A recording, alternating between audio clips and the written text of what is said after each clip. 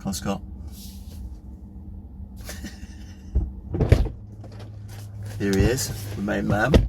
I was just saying that this is going to be a techie one. We're going to get techie together. We're going to get techie? Yeah, 100%. Let's go around the block.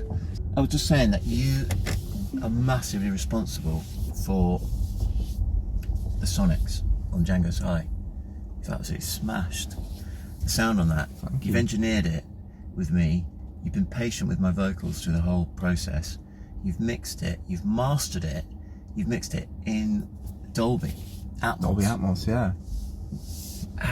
Like, what's going on? How are you able to do all of these things? I think a lot of it is, well, it starts with an amazing song, which it is. God. Interplanetary Science, and an amazing album. I think also because the album is already so spacious and wide, that was an interesting process, because we didn't necessarily want to add any more space to it. You know, Atmos can be super creative, you can do lots with it, but also there's something to be said for we've already got a great album that sounds great in stereo. How do we translate that so that it's still in keeping, and so that when people are listening on headphones, which most people are, that they're still getting the same experience. Should we talk about our relationship? Well, we met 5 years ago, working on a live project with Dave. Yeah. First ever gig at Bold Tendencies in Peckham that we did, and we had Koji Radical, we had Murray from Easy Life, and you know, it's a massive deal for me. We translated the 12 questions from the studio stems to the live environment in a similar way with Dave, but we also used the D&B soundscape system, which was in a similar way to Atmos. It's it's a spatial mixing environment, and so that was amazing. I was thinking to myself as I was working with you, wow, this guy on Ableton is like unbelievable. Like if your Pro Tools levels are anywhere near your Ableton levels, then we are absolutely in business. And if you were able to commit to working with him in the studio, then I just knew we were going to be a brilliant team, and that was correct. I think if there's one thing to impart, is that the job of a producer can entail sitting there EQing a kick drum, but it's also the big part of it is making a very good gin and tonic. It certainly is. You know.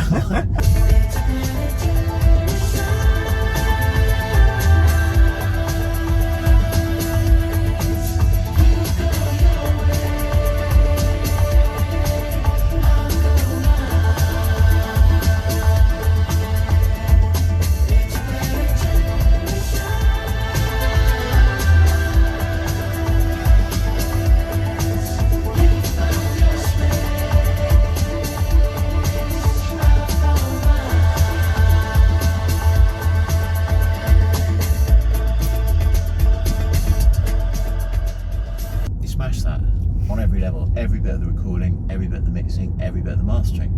Polymath, you are. You're a polymath. All the elements of a mix I love on that, you've nailed. Like, it's got a really nice high end.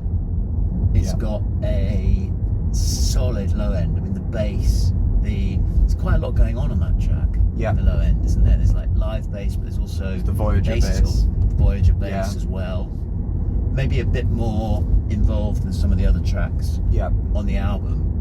I love the way it combines organic elements that sort of kind of ground you, like the bass and the acoustic drums and the guitar, which is obviously a trademark of the album. On this track, you've obviously got those more like synthetic elements with the Voyager bass and the electronic hi-hats in the mid late, and which kind of give a nod to more of like the themes of space that you're talking about. So I think for me the challenge was how do we integrate those elements into the organic, but without it sounding like disjointed, and at the end of the day, the song's about, people on different planets. It's about, you've got this element of space and you've got this element of like grounding and Earth, and it's sort of a metaphor for your relationship on Earth, which I think, for me, it was like, you don't want to push too far into that kind of synthetic, but you want it to be there to support. So there's things like, if you solo them, like that little summit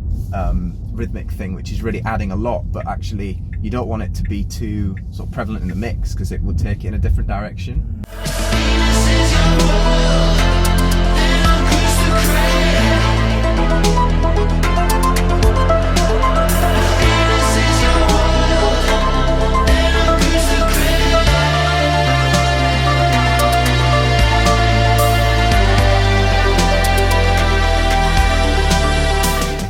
Talk about this for hours. We've got an artist coming in. We have. We've got yeah, Emma. 5 minutes.